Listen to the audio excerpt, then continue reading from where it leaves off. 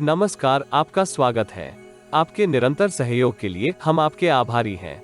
आइए जानते हैं इस सप्ताह मिथुन राशि के राशिफल को, जिसकी गणना चंद्रमा तथा अन्य ग्रहों के गोचरीय प्रभाव के ऊपर की गई है। इस सप्ताह चंद्रमा आपके एकादश भाव से द्वितीय भाव में गोचर करेंगे। राशि स्वामी बुध का गोचर सप्तम भाव में होगा।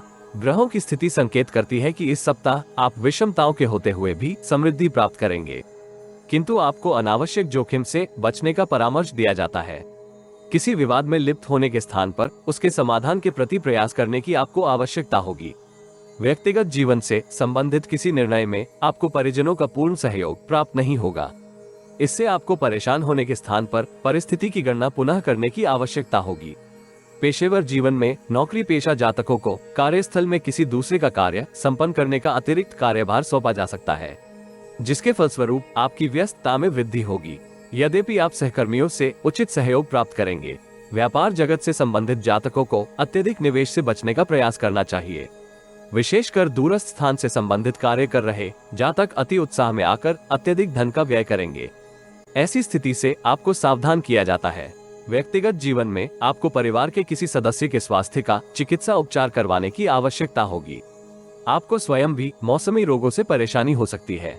ऐसे में संतुलित आहार तथा दिनचर्या का पालन करना आपके हित में रहेगा। सप्ताह के आरंभिक चरण में आप वित्तीय स्थिति को सुदृढ़ करने के लिए नवीन नीति का उपयोग करेंगे। नवीन योजनाओं के क्रियान्वयन में आपको अत्यधिक समृद्धि प्राप्त होगी। आय के नवीन स्रोत भी इस आरंभिक कालखंड में निर्मित हो सकते हैं, जिससे आपको संतुष्टि एवं हर्ष की अनुभूति होगी। पेशेवर जीवन में आप अपनी बुद्धि तथा कार्य कौशल के सहयोग से उत्तम प्रदर्शन करेंगे। वरिष्ठ तथा सहकर्मियों के साथ आपके संबंध मधुर होंगे। संतान की ओर से प्राप्त शुभ समाचार का भी आपके व्यक्तित्व के ऊपर सकारात्मक प्रभाव होगा। मंगलवार संध्या काल से बृहस्पतिवार तक की समय अवधि में आपको सावधानी के साथ अपने सभी कार्य निष्पादित करने की आवश्यकता होगी।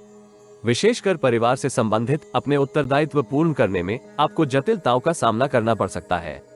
व्यस्तता में वृद्धि भी आपको अपने सभी कार्य अवरोध रहित पूर्ण करने में संघर्ष करवा सकती है। धन की कमी भी आपको तनावग्रस्त करेगी, किंतु हड़बड़ी में आकर उधार धन लेने अथवा ऋण लेने से आपको सावधान किया जाता है।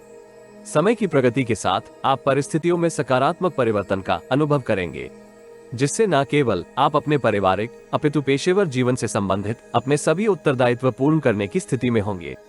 व्यक्तिगत जीवन में आपको वाहन चलाते समय अथवा शारीरिक श्रम करते समय सावधान रहने की आवश्यकता होगी। शुक्रवार से रविवार पूर्वार्ध तक का कालखंड आपके लिए उतार चढ़ाव भरा रहने के योग है। व्यापार जगत से संबंधित जातकों को नौकरी पेशा जातकों की अपेक्षा कम सफलता प्राप्त होने के योग है। इस अवधि आपको अपने विपरीत लिंग की ओर आकर्षण को नियंत्रित करने की आवश्यकता होगी।